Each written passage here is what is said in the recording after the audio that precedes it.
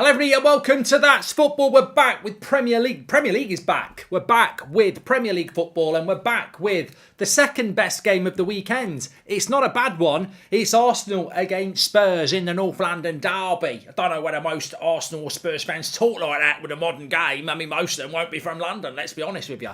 But it's a massive game. It's first against second, really. Although second is joint with Manchester City. Intrigued by this one and really looking forward to it. I mean, for me, this encapsulates what this channel's all about. Obviously, I'm a Manchester United fan and tomorrow we've got a massive game against Man City, which I'm massively excited about. But I'm a consumer of football as well. I'm a consumer of football and in a consumer of football way, this is the sort of game that I want to sit and watch and enjoy with you. So Arsenal entertain Spurs. We've got the team news coming in, but we are sponsored by Sneak on the show today, which I feel I must just let me just do this and pin it there for a moment. So Sneak are sponsoring the show. You can scan the QR code or you can go through the link in the description. I'll give you more detail in a bit, but if you know me, you'll know what Sneak's all about. Sneak is a sugar-free, low-calorie drink. You can get your container and 9 different sachets as part of your starter pack delivered to your door. Loads of lovely flavours, and we've got a fantastic little Premier League back special for you. The first 200 of you who use the code SNEAKBRIDGE will get 10% off. So 10% off with the code SNEAKBRIDGE for the first 200 people who use that code. Links in the description or scan the QR code. Get your starter pack. Lovely flavours. Blue raspberry, cherry bomb, electric mango, tropicilla. Loads of lovely flavours you can try. Check it out with Sneak. Energy drinks, low calorie, sugar free, delivered to your door. And thank you very much to Sneak for that. So we will talk more about that in a bit, but let's get into the main part of the show, which effectively is this game between Arsenal and Tottenham, and the team news is out, and it's strong from Arsenal. Ramsdale, White, Saliba, Gabriel and Zinchenko, probably about as strong as they can go at the moment. Ben White's doing well at right back, isn't he? Partey and Xhaka, yep, their best midfield. Saka, Odegaard, Martinelli, and then Jesus. It is, I would argue, Arsenal's strongest side. I mean, the bench has got Tierney on it, Tomiyasu's on it, but I think that's their strongest side. So Arsenal going strong. Spurs concern me, I've got to be honest. I'm really hoping we're going to get a draw. I'm really hoping we're going to get a lot of goals. I'm really hoping we're going to get a good game, but I'm concerned by Spurs. Lloris, Romero, Dyer, Longley, back three, obviously. Emerson Royale. I think he's a weak link. I hope he's going to have a good day, but I think he's a weak link. Perisic, left wing back. Højbjerg, Bentancur, no surprises there. Richarlison, Son, and Kane, which means that Bissouma, Spence, Sessegnon, Davinson Sanchez all on the bench. No Kulusevski, he's not even fit for this game, so a bit of a blow for Spurs there. So I just think that my feeling about this game is that I think Arsenal will win it. I think I said 3-1 yesterday. I think the advantage of being top of the league, being at the Emirates, being more expansive, having their strongest 11 and a chemistry with that, I just don't feel that Spurs are there yet. And I just don't feel that Spurs are going to win this game. I hope they play well. I really do. I mean, I think that the thing I would cling on to is that Son was amazing. The rebirth of Son just before the international break. Can he continue that? But I think Arsenal I don't feel that this game, I might be completely wrong, but I don't feel that this game is going to be as close as we think it could be. I think it could get messy for Spurs. I've just got this feeling that Arsenal could be there with 20 minutes to go and the game's won. Could be completely wrong. Hope I'm going to be wrong because I think it's a really intriguing game. But I have the feeling that Spurs are going to sit back, and I don't think it's a good idea to sit back against Spurs. I look at against Arsenal. I look at the United Arsenal game at Old Trafford, and we got into trouble in the second half when we were sort of trying to defend our lead, and the only way we got out of trouble was with catching them on their high line break. And maybe Spurs can do that. They're quite good at counter-attacking, and Arsenal need to be careful of that. But I'd be very surprised. Arteta was very frustrated with that loss to Manchester United. There was a time around 65 minutes when they equalised where I think he felt they were going to win the game and he went for it, and they got caught out twice and they lost the game. I think that's Spurs' best way of winning this game, and I'd be very surprised if Arteta was going to fall into that trap again. So I think it's going to be very difficult for Spurs, and I'd put them as underdogs. So the game will start at in 24 minutes time. It's a 12:30 UK kickoff. Top of the league facing second in the league, Spurs. Spurs have had a very good start though, and look, I think that sometimes, I've said this before, it quite surprises me that that nobody really acknowledges the fact that Harry Kane is crap for England. And he's crap for England because Southgate doesn't get the best out of him at all. So I don't judge. I am on TalkSport tonight, yes. I'll talk about that in a bit. I don't judge Harry Kane on England because he tends to score goals but doesn't look like the Harry Kane that plays for Spurs. So I think Spurs have got some attacking talent to cause problems. I genuinely worry about Spurs' defence. And more importantly, I'd be very surprised if Martinelli doesn't score today. And it's very difficult to predict that a left winger, effectively a left attacker, is going to score in a game before it's even kicked off. But I just don't rate Emerson Royale. He'll probably go and get a couple of goals and an assist now, but I really think that is Spurs' weak area. And I fancy Martinelli to score today. Kane plays like Chris Wood for England, says Ewan. 3-3 and a red card, says Stein. I think it's a great point to talk about red cards. I really do think that it is a derby, and it's a derby tomorrow, and therefore you could really get.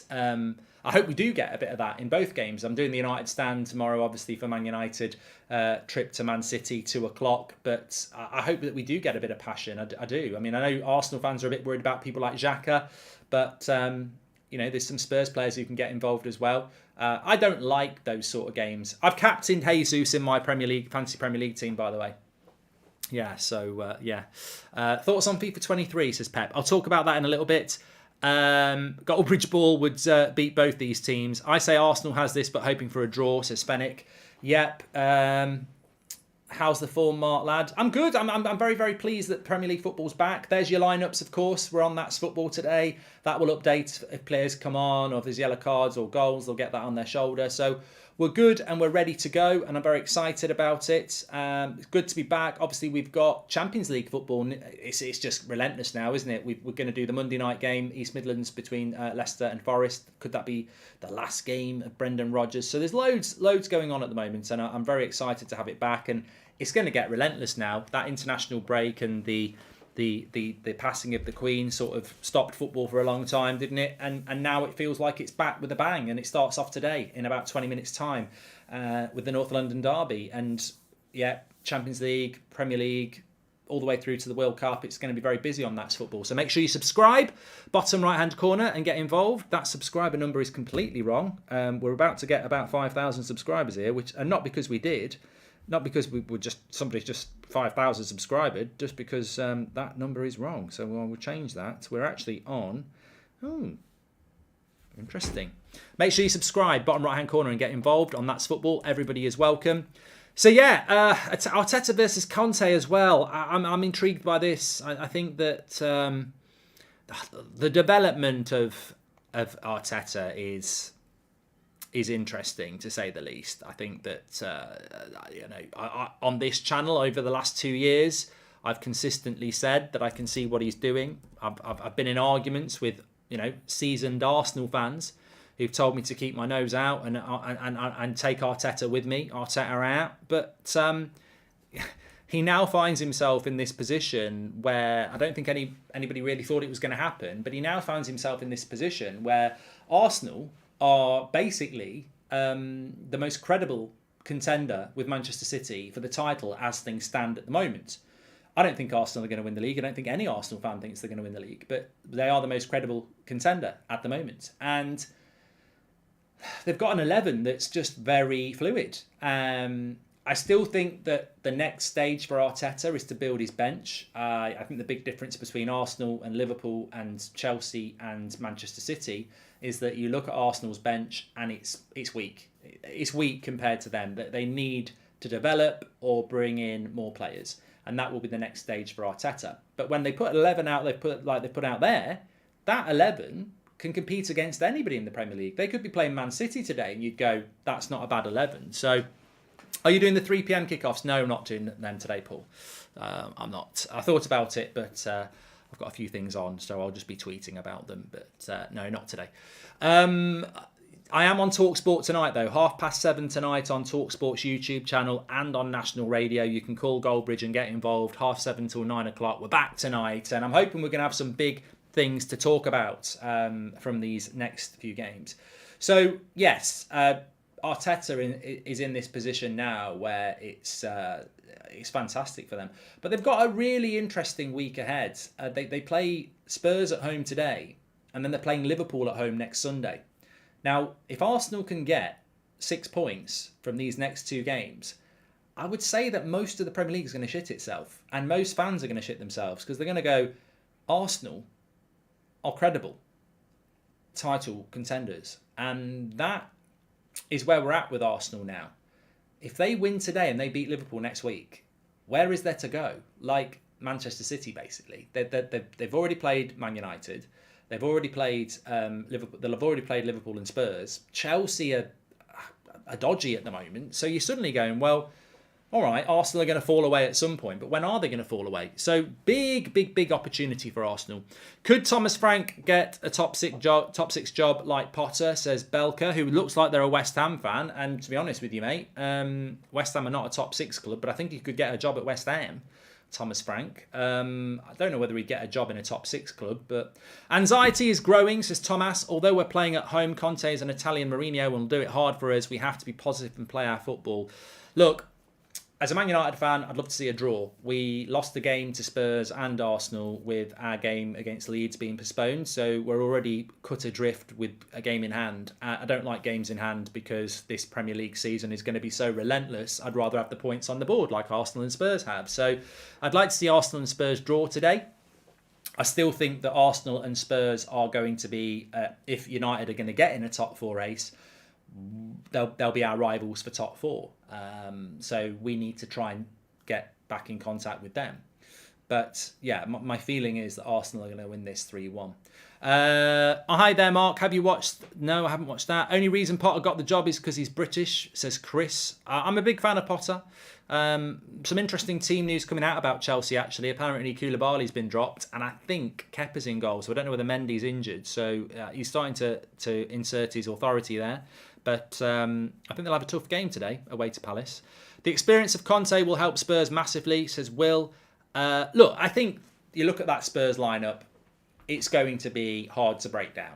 And they are set up very well to counter, as we know. That front three of Richarlison, Son and Harry Kane is more than capable of countering very, very quickly. But I think Arsenal are going to have a lot of the ball. And therefore, it's on Spurs to... I mean, look, football is not played behind closed doors anymore, thank God. This is not a game where it's equal, neutral, and you can criticise a team for playing negatively. This is Arsenal at home at the Emirates, and they will have a lot of the ball. Spurs will have to defend well. I don't criticise Spurs for that, but what I would say is that my fear for this game is that I think there are vulnerabilities in that Spurs defence, and if you come into a game like this and you concede first or early, you're in a lot of problems, aren't you? So yeah. Arsenal win always, says John. Expecting both sides to score at least 1 goal, says Sean. Well, in relation to my fancy Premier League team, I actually took a 4-point hit to bring Martinelli in because I had Kulusevski, and he's obviously not fit. So I was like, sod it, I'm going to take a 4-point hit here, and I'm not having an injured player on the bench. So there we go. Man City had problems with Spurs last year, says Donna. I do think Spurs' big hope is, and I really do think that Spurs' big hope is Conte, because he is used to these sort of games. The Italian manager.